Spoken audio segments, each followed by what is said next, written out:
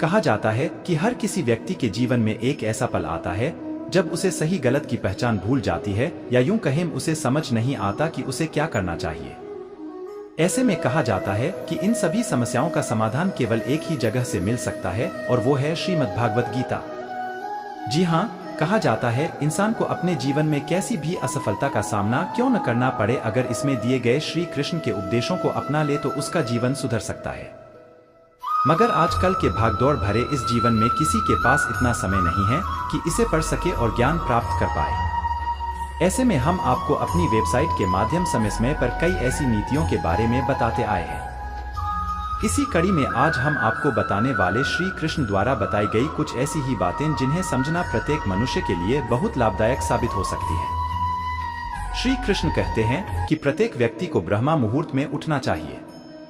संध्या होने के बाद जब रात्रि का अंधकार सारे संसार को धीरे धारे अपने अंधकार में निगलने लगता है, तो यही अंधकार ब्रह्मा मुहूर्त में भोर होने से ठीक पहले तनिक अधिक काला हो जाता है। ठीक ऐसा ही होता मानव जीवन।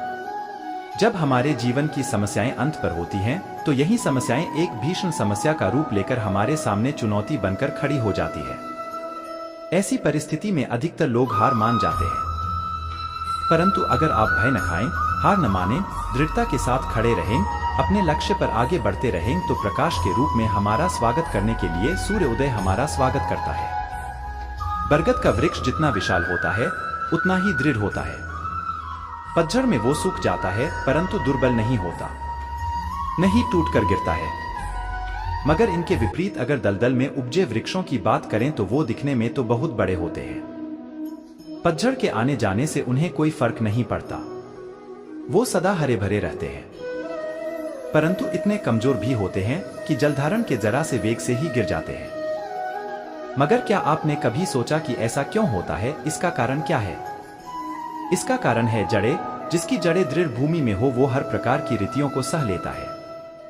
इसके विपरीत जिसकी जड़ें दलदल में, वो अपने आप को उन जड़ों के अनुरूप दुर्लभ बना लेता है। कुछ ऐसा ही होता है मनुष्य, जो अधर्म, असत्य, कुकर्म पर उपजा होता है, वो समय की एक मार भी नहीं सह पाता। और जो मनुष्य सत्य से उपजा है वो अपने जीवन की हर समस्या को पार कर जाता है। जिसका अर्थात ये हुआ कि ये आप पर निर्भर करता है कि आप क्या बनना चाहते हैं। हमारे जीवन में मित्र और शत्रु बड़ा महत्व रखते हैं। अगर गंभीरता से सोचा जाए तो कोई ऐसा क्षण नहीं जब हम अपने मित्रों और शत्रुओं के बारे में न सोचते हों। हमारा हर कार्य या तो हमारे मित्रों के हित के लिए होता है या अहित के लिए। हम हर स्थान या अपने मित्रों के साथ होते हैं या शत्रुओं के साथ।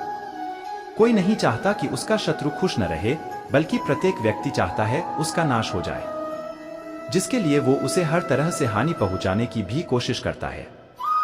परंतु एक ऐसा भी मंत्र है जिसमें अपनाकर आपके उपरोक्त काम नहीं करने पड़ेंगे और आपके सारे शत्रुओं का नाश भी हो जाएगा। और वो मंत्र है शत्रु को मित्र बनाना। जी हाँ, अगर हम अपने सारे शत्रुओं को मित्र बना लिया जाए तो जीवन खुद ही सरल हो जाएगा।